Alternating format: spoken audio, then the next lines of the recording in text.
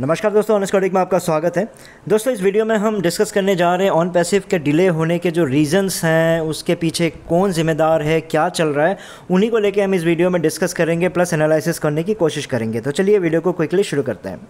सो concern क्या है, आप सबको पता ही होगा कि जो सिचुएशन बहुत सारे फाउंडर्स झेल रहे हैं, जिनका कारण अगर आप देखा जाए तो ऐश तो है ही है डेफिनेटली, कॉपी ट्यूबर्स भी डेफिनेटली है, मिस्टर धिल्लन भी डेफिनेटली है, लेकिन उनके साथ साथ में जो ये आपके लोकल जो सो कॉल्ड इंडियन लीडर्स हैं वो भी है, जो वेबिनार ऑर्गेनाइज करते हैं, अपने टीम्स को मोटिवेशनल भाषण देते हैं, तो वो लोग भी बहुत ही ज़्यादा जिम्मेदार है।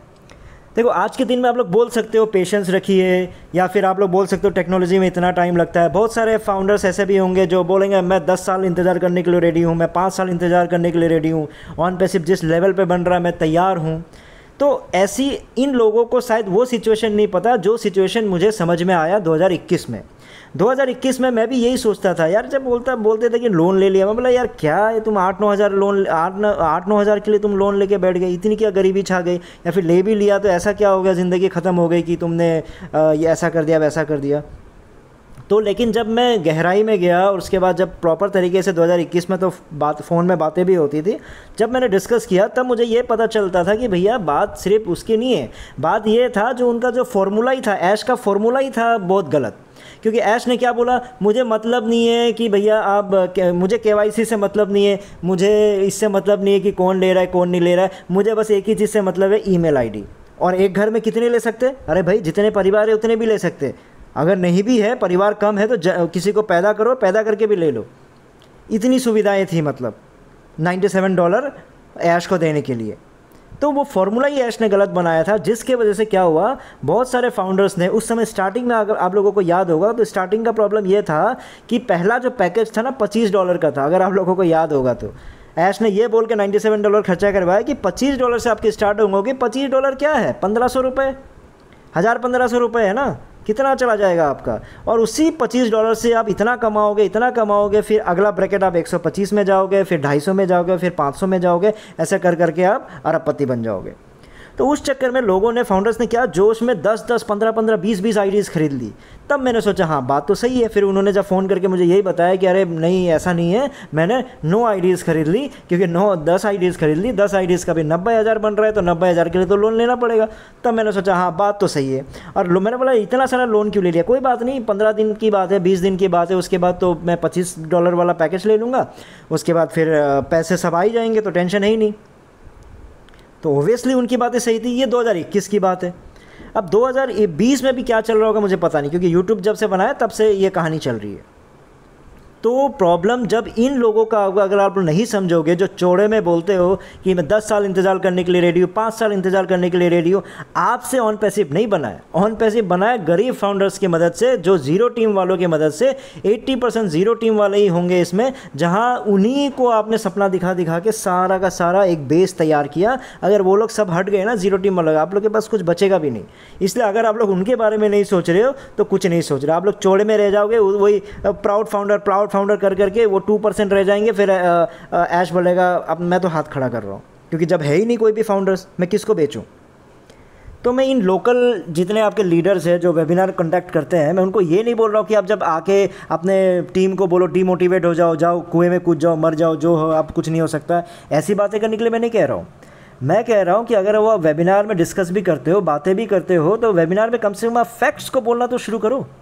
अभी तो दिन आ गया, अब तो हद से ज़्यादा दिन गुजर चुका है, लेकिन अभी भी आप फैक्ट्स पे आके बात नहीं कर रहे हो। ऐश को खुद अगर कटघरे में खड़ा कर दिया जाए तो वो खुद एक्सेप्ट कर लेंगे कि हाँ मैंने झूठ बोला है, और मैंने 90% झूठ बोला है, 10% मैं कोशिश कर रहा हूँ, मुझे डू और डाई वाला सिचुएशन है, और God will just stop me, लेकिन लेट मी वर्क, यही उसका चल रहा है। तो अगर आप लोगों के पास गट्स नहीं है कि रियलिटी को फेस कर सके, या फिर जो आपके सच्चाई को फेस कर सको, लेकिन कम से कम वैलिड क्वेश्चन भी आप पूछोगे नहीं, वो तो कंफर्म है। बस इतनी सी गुजारिश है आप लोगों के, जो आपके लोकल सो कॉल जो वेबिनार आप लोग वेबिनार ऑर्गेनाइज करते हो, जो चौड़े में आके लीडर बन के बड़े बड़े डायलॉग मारते हो, AI टेक्नोलॉजी के बारे में बताते हो, गलत इन्फॉर्मेशन मत दिया करो। सच्चाई पे बोलो, हाँ देर हो रहा है, चलो देखेंगे जो हो रहा है, ऐश ने ऐसा बोल दिया वैसा बोल दिया। मोटिवेट क्यों गलत गलत एग्जांपल देके करते हो? कितने सारे वीडियोस आप लोगों के खिलाफ मैंने बनाया है ना। क्यों बनाया? क्योंकि आप लोग ये जूम को इतना साल लग गया, फेसबुक को इतना साल लग गया, अलीबाबा को इतना साल लग गया, दिखा दिया ना मैंने किस कंपनी ने कितना कितना साल लगा। जिस लेवल पे आज है उसमें टाइम लग रहा है, ठीक है, वो दिख रहा है, क्योंकि वो तो भाई ट्रिलियन डॉलर में पहुंच गए मान लो। लेकिन भैया स्टार्टिंग में भाई जिस लेवल पे जिस समय ऑन पैसिव से कंपेयर करें उस समय तो वो तो ऑन पैसिव से कितना गुना पैसा कमा के प्रॉफिट में घूम रहे थे।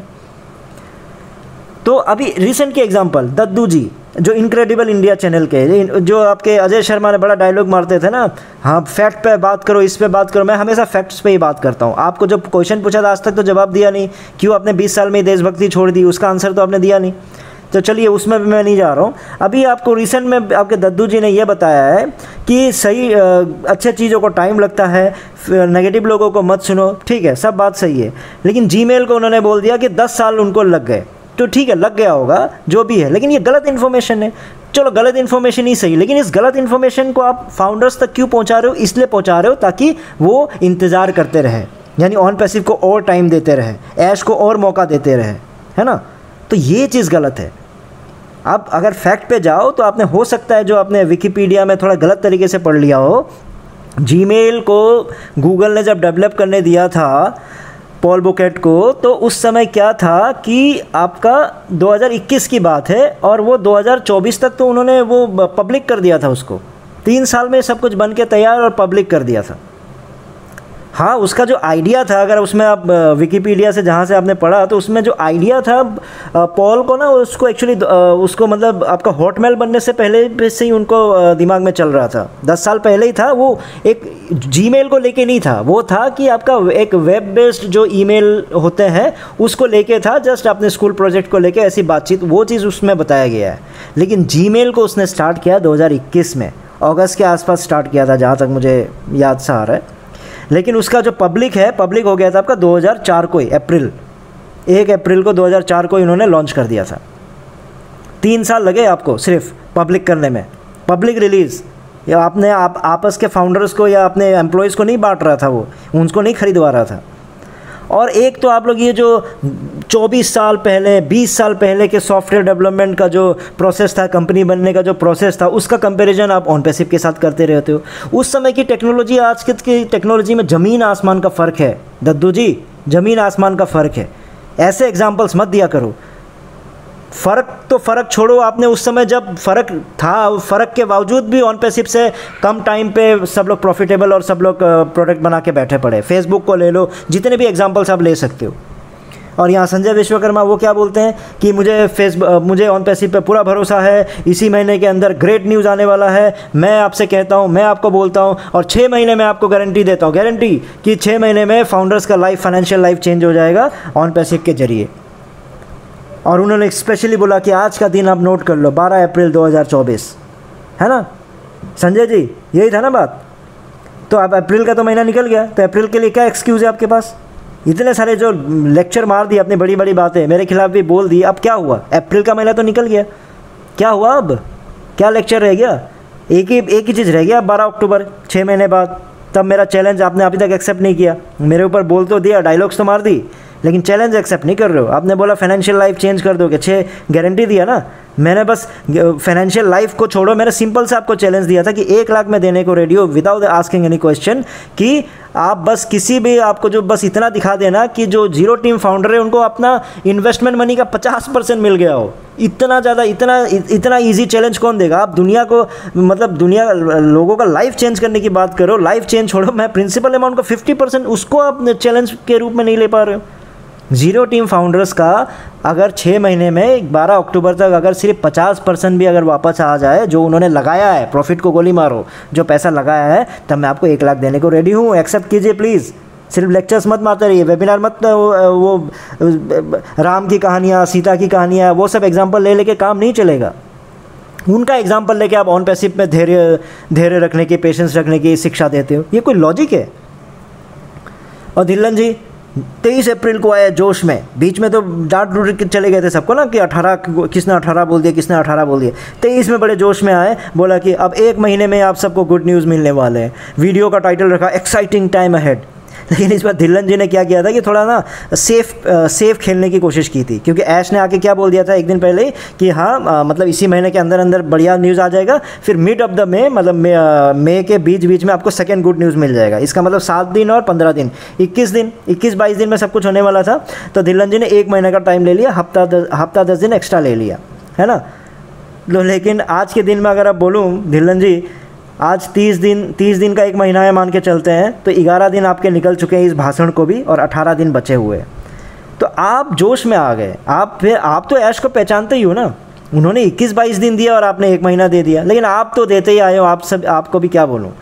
लेकिन सबसे उससे भी ज़्यादा बुरा मुझे कब लगा, आप ये लेक्चर तो दिए, जब ये महीना निकल गया, जब देखा कि ऐश ने फिर से झूठ बोल दिया, तब आपने उनको सालों पुराना एक वीडियो डाल दिया उसमें कि क्यों टाइम लग रहा है। अरे भैया वो तो भाई 800 करोड़ लिया था ना, उसका रीज़न दे रहा था कि रुक जाओ, थोड़ा सा रुक जाओ, मैं बस करने वाला हूँ, बोनस देने वाला हूँ, लॉन्च करने वाला हूँ।